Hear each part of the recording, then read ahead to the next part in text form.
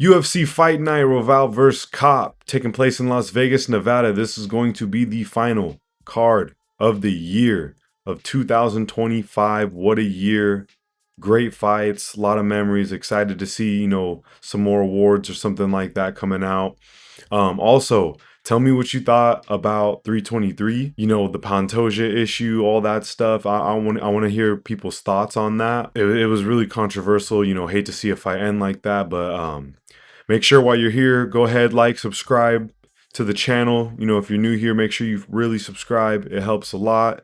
Go follow me on TikTok. Go follow me on X, Twitter, Juice Reels. If you like the beat, go ahead and DM me, hit me an email. Looking to sell beats always as well. And just thank you guys for being here. Let's get into it. All right. We got Jamie Lynn Horth taking on Teresa Bleda. Jamie, 35 years old, 8-2 pro record. She is 3-2 in the UFC. She's training over there at Sound Martial Arts. She's an all right fighter. She's does pretty well in the clinch. I've noticed she has some really good BJJ. I think that's where she usually wants to get the fight. A lot of the fights I've seen, she's kind of on people's backs, just riding the fence. But she has some nasty sub looks that she's bringing to the table, and she's just pretty gritty when it's inside. I don't really see her doing too well in the range. Yeah, that's kind of really all I've gotten from her so far. Not a huge career right now, but as long with Bleda. But yeah, on the other hand, Teresa Bleda coming in 24 years old, a lot younger fighter, 7-1 pro record. She is 1-1 in the UFC. One thing I noticed, she was 5-0 in Octagon MMA. Pretty decent promotion there. She's training over there at Randier's MMA. I noticed she has some pretty good takedowns. Really decent top control. She lands good strikes when she's in the mount. When she gets there, it looks like she has some good success when she can get the fight. But my thing is I've kind of seen her gas tank, and I'm interested to see how it looks going against Jamie Lynn Horth over here. Yeah, I'm really excited to see that. I want to see, if her cardio can handle that. 'Cause she's a good grappler, but she can gas out. From what I've noticed. This is a tough pick here. This is really low confidence, honestly, but I have to pick. I would say the value is going to be in the dog. Lynn Horth, I know she's coming in at that plus 120 underdog, 140 favorite for Bleda. So the pick is going to be Bleda. I'm going to stay away from this one money-wise for sure, but we're going to go with Bleda by decision. I think Lynn Horth is she's a live dog, first of all. But the pressure and the top control, I think is going to win this fight, and especially with strikes being landed in the mount. If she was just wet blanketing her and, Horth can get some sub looks or something like that, she'd have a lot more success. But I think she will get strikes. She just needs to avoid submissions. She needs to avoid getting caught in something. So excited to see this fight. Pretty low confidence, but let's get on to the next one. Teresa Bleda by decision. All right, we're taking a stroll into the heavyweight division. We got Alan Fry Jr. taking on Guilherme Pat. I hope that's how you say it. They don't have pictures. These guys are just ghosts fighting right now. You would think the UFC was on their stuff when it came to, ESPN. Is this why they're leaving ESPN? Is this why they're going to Paramount Plus because of things like this? I hope not. Anyway, Alan Fry, 27 years old. He's a 6'5", pretty big guy. 6-0 pro record. This is going to be his UFC debut. As you can see, they have nothing of him. He is coming from college basketball. He played at North Carolina Wesleyan University, and then he switched to MMA after 4 years of college ball. Probably was getting locked down in the paint, something like that. He trains with Derek Brunson at Brunson MMA and Fitness. He did fight in the Ultimate Battlegrounds, doing a lot of different type of things, grappling, striking, stuff like that. And he had a tough fight. I seen one of his fights where, he was getting took down, getting controlled a little bit, survived, ended up getting up, and then getting a finish. So I like the adversity. But he has some pretty good grappling. As far as his submissions and stuff, he's still green in MMA, so it's really hard to tell. On the other hand, we got Guilherme Pat right now. When I first did my research, it didn't even have an age for him. Now, I'm seeing he's 31, So it's good to see that. Just crazy. This is also his UFC debut. He's going to be another tall fighter. From what I see so far, he's just solid kickboxing. He has like a pretty good flow stance to him. He just kind of sits back and looks real relaxed, has a hand up, kind of waves it, but he looks comfortable. He looks real comfortable in the kickboxing. And right now, looking at the way they fight, it looks like Pat has more experience. It looks like he's gonna have. He just looks like it. You know, the records say otherwise, but he looks like he's been in a ring or octagon more often. And I think that might be the factor. You know, if Fry wins, it's going to be off athleticism here. So maybe he can implement some grappling into this. It's hard to tell, you know, how good his grappling really is versus a guy that's going to be throwing some crazy. I'm excited to see this. But I'm going to go Jeremy Kong. I'm going to go by KO. I just, it looks like there's levels to the striking department. He looks like he's going to be the faster guy. And from what I've seen with Fry and his finishes and wins, they're all versus fat guys that were fighting in bars and made it to pro MMA. And he's finishing these guys. Now he's going up against a guy who looks very comfortable in the octagon with a kickboxing stance and type of fight style. So Gary Kong by KO. All right. Getting on to the women's bantamweight division. I'm actually really excited for this one. Melissa Croden versus Luana Santos. Melissa Croden coming in, 34 years old, 7-2 pro record. She already has her one win versus Liz Boa by KO in the UFC.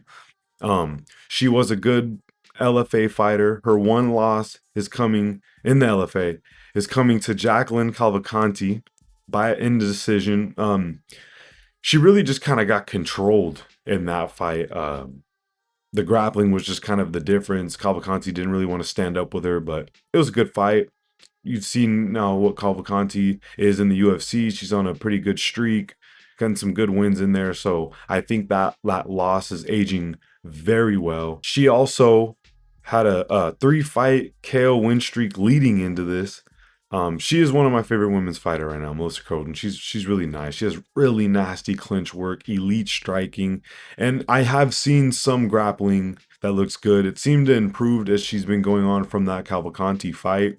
But overall, I just think she has a high ceiling. She's exciting. You know, coming in debut, knocking out Lisboa. It looks pretty good. And she's tall. She's pretty big for the division. And when you see her on fight day, she looks big. You know, she's 5'9" compared to Luana Santos 5'6". I bet you she's gonna have a weight advantage as well. She's gonna be a little heavier come fight day. So impressive. She's cutting down to 136. On the other hand, Luana Santos, 25 years old, 9-2 pro record. She's 4-1 in the UFC, training over there at Syndicate MMA. She has that one loss, I think in the UFC to Casey O'Neill. She just wasn't able to get any subs or control in that, and that's how she usually gets these fights going. She relies on her wrestling, grappling, takedowns, you know, subs. She has some good subs at the beginning of her career. She is a sub artist. I like her double legs. She's very, very fluent in the grappling. She does have some pretty good blitz combos as well as I see. And she has a pretty decent check hook when people try to get inside and reduce the distance up.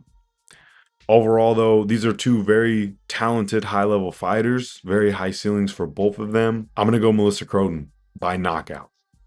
I think she's going to do it again. I think the size of her is going to show in there. You just even look at the pictures, like, you know, she looks massive, and I think she has the striking in the knees, and I think she has all the abilities to win this. Melissa Croden by KO. I also want to add Melissa Croden is the underdog. Mad value on that. They have Luana Santos right now sitting at the -140 favorite. Melissa Croden at that +120. Values on the dog here. Melissa Croden KO. All right, let's get on to the next. All right, now we're back into the heavyweight division. We got Sean Sharaf versus Steven Asplund. Sean Sharaf, 32 years old, 4-1 pro record. He is 0-1 in the UFC. Had a loss to Junior Tafa in the UFC debut. He was looking good for about 30 seconds. That's about it.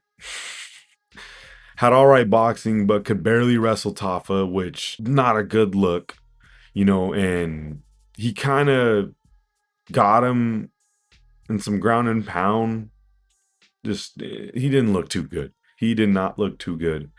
at all. And that worries me. It worries me. You know, if you're not taking, if your game is takedowns and you're not taking down Tafa, you're gonna be getting cut here soon from the UFC. Everyone knows that the Tafa brothers are allergic to wrestling. Everyone knows that. That is their kryptonite, is grappling. They're in there to knock people out or get knocked out, but also get subbed. So just saying.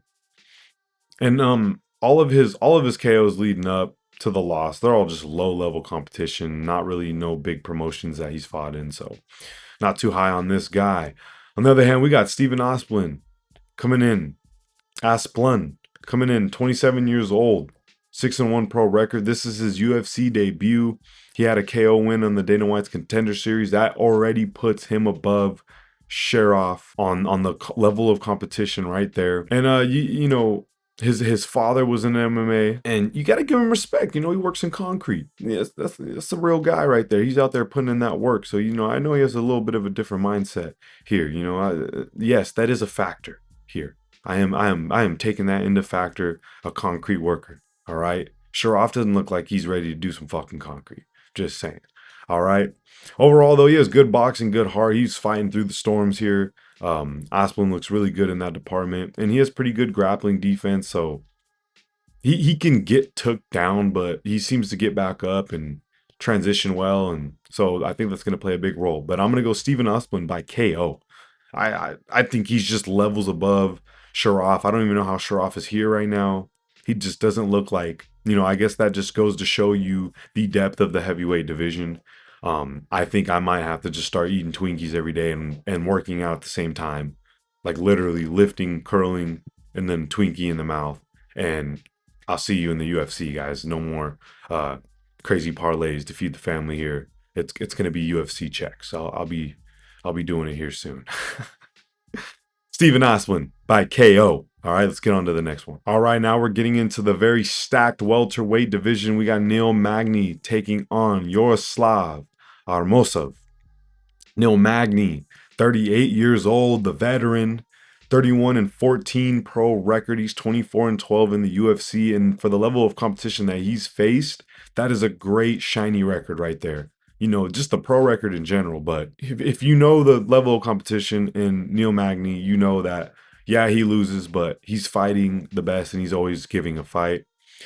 Just overall, yeah, veteran resume, lost to the best in the division. He's a long, lengthy striker, diverse striking style. He has some pretty good ground defense, but he does get took down. He'll give sub looks though when he's on the ground, and I see he gets a lot of good finishes off the ground and pound as well. You know, he has some pretty flash submission wins. You know, as of lately, he's been testing these young guys trying to come up, and he's been shutting some people down.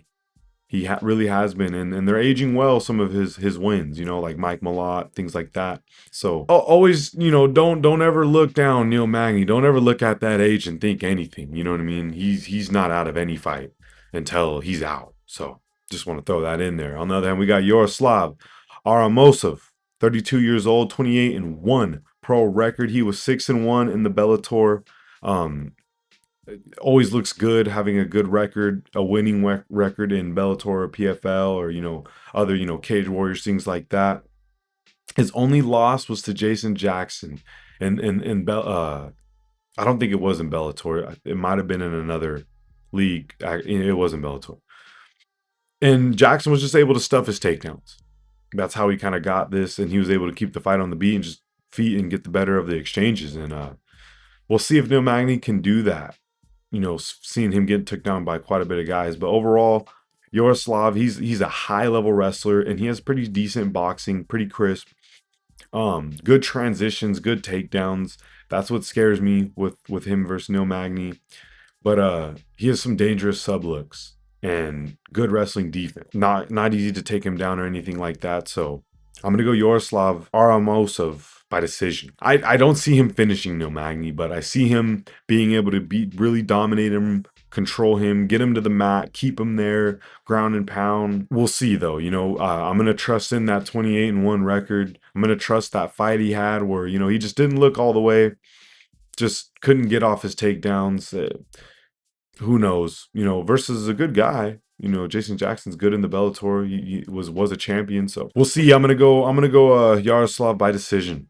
All right, let's get on to the next fight. All right, now we're in the featherweight division. We got Joe Anderson Brito versus Melsik Bagdasaryan. Brito coming in 30 years old, 17-5-1 pro record. He is 5-3 in the UFC, training over there at Shoot Box. Heavy pressure. This guy has some mean explosive strikes. When he charges, it looks scary. It does look pretty freaking scary. He's very explosive, very fast, good strength, sub and KO threats. And he has some respectable losses, you know, versus like William Gomes, Pat Sabatini.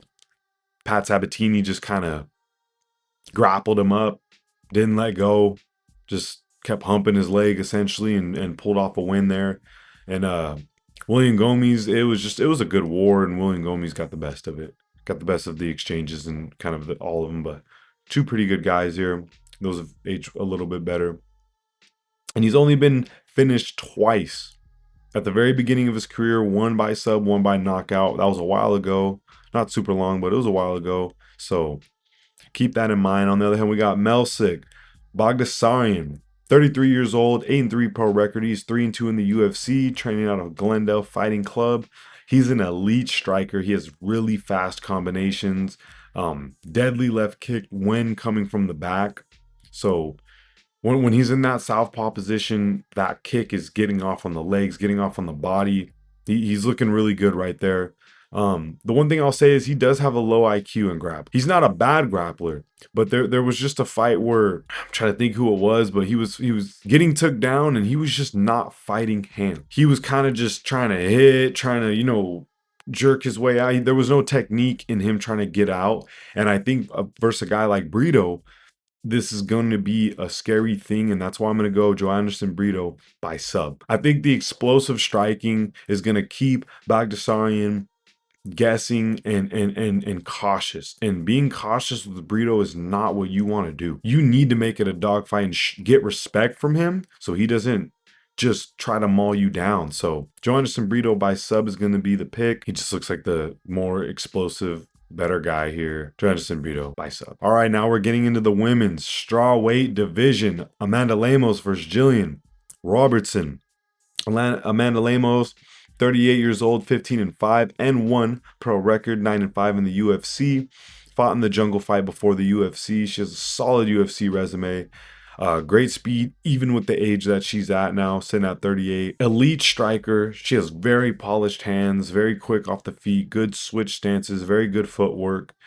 She also does have pretty good sub looks. You know, she knows some BJJ, but she does get controlled on the ground by high-level grapplers.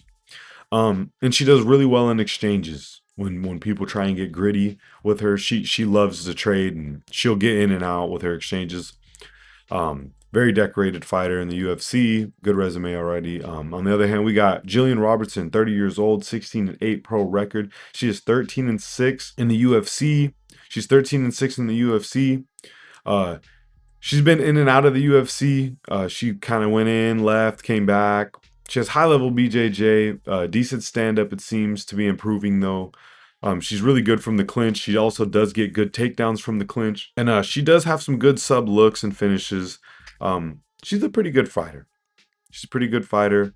She has some pretty valid wins already.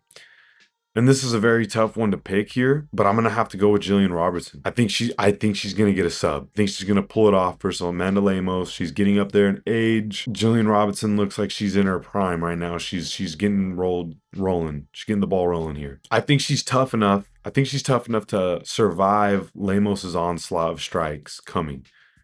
And I think she has enough experience as a younger fighter that the experience ain't gonna matter as much. So Jillian Robertson by sub. All right, we're back in the heavyweight division with Kennedy Nzechukwu taking on Marcus Muchecha. Kennedy Nzechukwu, 33 years old, 14-6 pro record. He is 8-6 in the UFC, training over there at Fortis MMA. He was a former lightweight, was getting mixed up in the lightweight division, decided to move up to heavyweight. And honestly, his two first wins that he got in heavyweight are versus two people who have been cut from the UFC now. The one versus Chris Barnett, he like hurt himself before the fight, and then Nzechukwu just pretty much took advantage. Not saying that he would have lost by any means. I think he still would have won that, but I just don't think these are two good fights to start out the heavyweight division with. He has a win versus Lucas Bresky as well. Like, I think that guy was like 0-6 in the UFC or something like that in the heavyweight division. So yeah, I don't like that. And he is one of the victims to the Walter Walker heel hook. And when he got that heel hook put in him, he winced. He tapped so fast. I'm not a fighter. Okay, I'm in front of a laptop breaking down a fight. But out here kind of determining who's going to win certain fights, and I seen a guy wince and just tap in a heartbeat. It's not a good look. Not a good look. On the other hand, though, he has some very powerful punches, very good strikes. He's not the most technical guy. He's not a technician by any means. He has some power. You know, he gets some strikes off. He puts a lot of volume up. That's about it. It's all really I got on this guy right now. I haven't really seen him be tested. This is going to be his first grappling test from Marcus Buchecha, who is 35 years old, 5-2 pro record. He's 0-1 in the UFC, but he did lose to Martin Buday, who is a pretty good fighter, a lot higher level than Nzechukwu, I would say, in the heavyweight division. And he was in the one championship where he had a 4-fight finish streak. So pretty good league. He had one loss to Umar Khan, who was another good fighter and one. He is currently the champ right now. It was a good fight, honestly. Decision loss. Other than that, he has high level BJJ, very tough to finish. You know, he gets hit, can survive onslaughts on the ground, all type of stuff. He does have a heel hook in one. He does have that in his bag. So let's think he's gonna try to get to that during this fight. He's willing to exchange. We'll see how he does versus Nzechukwu, if he's gonna be trying to exchange with him or if he's just gonna try and get this fight to the ground. But if he does, I'm going Marcus Buchecha by sub. It's just seeing homeboy get the heel hook to him and wincing for his mom.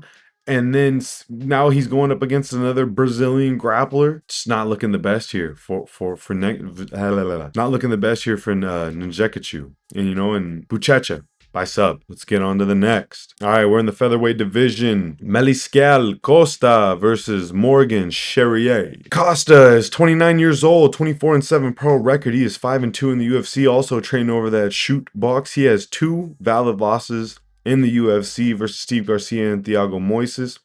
High-level BJJ practitioner, good blitzes, decent striking, a lot of sub looks, a lot of sub finishes as well. He has good grappling defense also.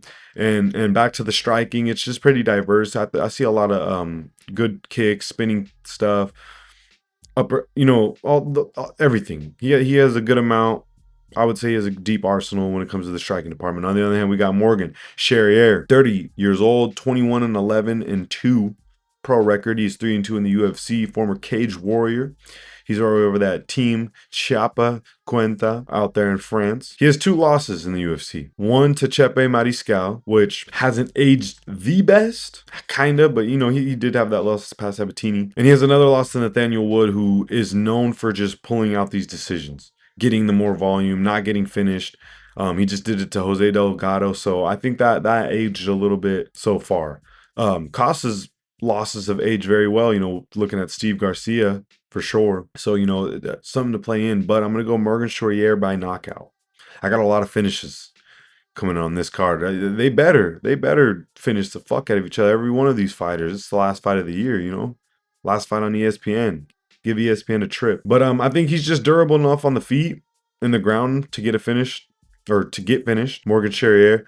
I think he's gonna have the power and speed advantage as well too. And Costa's been chinned before. I haven't seen Charrier get chinned like that. Charrier by knockout. That's gonna be the pick. Let's get on to the next. Pulling up into the middleweight division, we got Cesar Almeida and Cesari.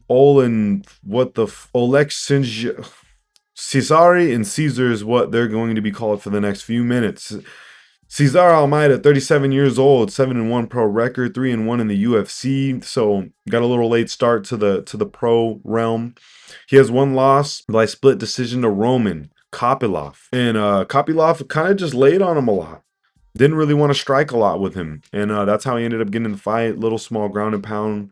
So not a bad loss. He's coming from Glory Kickboxing, very pristine kickboxer. He's coming off a KO win versus Abdul Razak Hassan. He just has powerful strikes. One thing I noticed though, when he's going up against a good grappler, he can get took down very well. Easy money for a high level grappler here. But he seems calm during his fights. As long as it's standing up, he stays technical, stays explosive. Really decorated kickboxer here.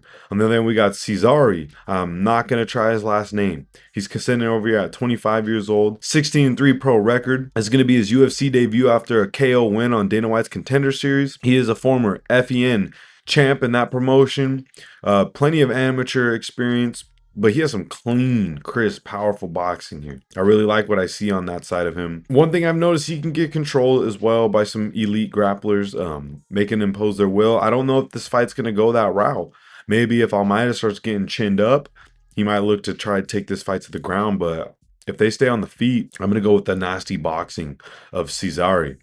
I'm going to go Cesare by decision. I don't see him getting the finish here. I think he's just going to get the higher volume. I think he's going to have that slight speed advantage. I don't know if he'll have the power advantage, but he will have a slight speed advantage. He's just the younger guy here, and he needs to get in and out and get his volume. That's how he wins this. If I'm not mistaken, it says he has 100% significant strike accuracy. He don't miss. He's laying it on you, so significant strikes landed per minute at 20. These are ridiculous numbers. These are ridiculous. Like, how can you not pick this guy? Cesare, Oleg Shiak by decision. Let's get on to the next. All right, coming in at the featherweight division, we got Giga Chikadze versus Kevin Vallejos. Giga Chikadze, 37 years old, 15-5 pro record, 8-3 in the UFC, training over there at King's MMA. He is a slick striker, very good speed for his height. He is 6 foot in the featherweight division. He's really durable. He's only been subbed once. Rest of his losses are all decision losses. He has a pretty 1-2 down the middle, and good kicks, very good high kicks. He looks real flexible. Overall, just a very elite striker. On the other hand, Kevin Vallejos, 24 years old, 16-1 pro record. He is 2-1 in the UFC, training over there at Brothers of Life MMA. Fought mostly in the Samurai Fight House. As far as his striking, man, is he calm and composed and patient and has very elite boxing. I would say he has probably some of the best boxing skills on this card. He is just gets inside very well, gets a right hook, left uppercut, finishes with some jabs, gets a lot of volume out there, even though he is patient, but he does rely on getting that gets inside and then lets off. He has one loss to John Silva, who, even though with the recent loss to Benoit, he's still been looking good. Benoit Saint Denis is a problem. He's on a title run almost, right? I think he's gonna get to the title. He will be fighting soon. So I know that looks bad, but overall, I'm gonna go Kevin Vallejos by knockout. I think he's gonna be the first to knock out Chikadze. I really like the boxing. I'm gonna trust the age here. I'm going to trust that he gets inside, avoids head kicks, and just explodes and gets uppercut finish. Chins him. That's where I'm going with Kevin Vallejos by knockout. Before we get in to the main fight of the evening, make sure if you are still here, please go subscribe if you have not already. Go and drop a comment of what you think is going to go down in Royval versus Kape. Let me hear it. I want to listen to what you guys got. I love the engagement. I always respond as well. Go follow the socials. Show some support. But yeah, let's get into this main event. We got Manel Kape versus Brandon Royval. Manel Kape, 32 years old, 21-7 pro record. He is 6-3 in the UFC, training over there at Extreme Couture. He lost his debut to Pantoja, and he did have another loss to Muhammad Mokaev. Both of those by decision. He's only been subbed, never been knocked out. Overall, though, he is a relaxed striker. Speed and power are huge attributes that stand out from the rest. He is hittable. I do see him get hit, but again, he's never been knocked out. I haven't seen him really get knocked down too much either. So, looks good. He has a pretty tough chin. He is coming off 2 KO wins versus Asu Almabayev and Bruno Silva. Bruno Silva gave him a real kick in the knockers. I think it just pissed him off, and he just put it on him. Put it on him. One thing I want to throw out: he has some early submission wins in his career, a consecutive like 3 or 4 wins by sub. So maybe he got more comfortable with the striking as he got into MMA and just kind of fell in love with the striking. But I want to throw that out there in this fight versus a well-rounded guy like Royval. Royval's coming in 33 years old, 17-8 pro record. He is 7-4 in the UFC, trained over there at Factory Muay Thai. He is coming off a loss to Joshua Van, who is now the current champ of the flyweight division. He has some wins over Brandon Moreno and Tatsuro Taira, which both of those have aged decent. He also has Kai Kara France earlier in the career, and he was a title challenger at one point versus Pantoja, where he lost by decision. He's just kind of a decision fighter, but he is exciting to watch, especially with the Joshua Van fight. High volume striker, gets a lot of strikes out, just kind of keeps pressure. Even if he's backing up, he's still getting strikes out. He's willing to get the fight to the ground. He can hold his own pretty decent when he's down there. He has pretty good clinch work. He did get knocked out by Moreno back in 2020. So just to keep that in mind, he's been chinned. And I'm going to say that Manal Kape has more power than Brandon Moreno, and is probably a cleaner striker overall. And I'm going to go Manal Kape by KO. I think he just has more power here. I don't even think he's going to get the more volume. I think Brandon Royval is going to be able to land on him a lot more, but Kape is going to get the more significant strikes here. He's going to lay it on him. He's going to get his head snapping back, and I think he's going to get the finish here. I do want to say Brandon Royval is a pretty, he's like a 260, 220 or something underdog right now. So there's some value on that, especially just the competition he's went up against. But when you look at the age, Manal Kape, the good streak, good losses, I see him getting the KO here. He just looks more relaxed. I think his hands are going to be down. Royval's going to be trying to go in and tag him, and he's just going to get caught with a counter.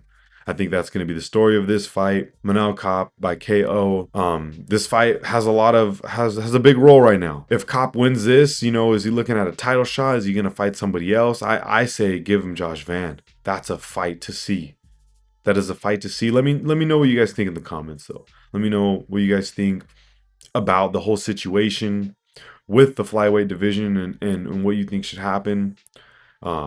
Let me know what you think about the Paramount era, the next fights. Let's meet in the comments and get some threads going. All right. Thank you for tuning in. Make sure you go follow the Instagram, subscribe to the Juice Worlds. Go hit that subscribe button, hit the like button, support your boy.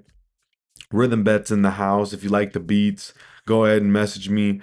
We can work out a deal with that. Enjoy the last fight of the year, guys. See you next time.